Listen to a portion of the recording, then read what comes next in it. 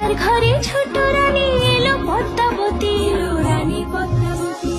রাজার আরো 6টি রানীর ছিল না সন্তান, পদ্মাবতীর কোলালোতে মিলল সমাধান। বছর যেতে জন্ম নিল 7 ছেলে 1 মেয়ে, হয় খুশির আকাশ হঠাৎ কালো মেঘে গেল ছেয়ে।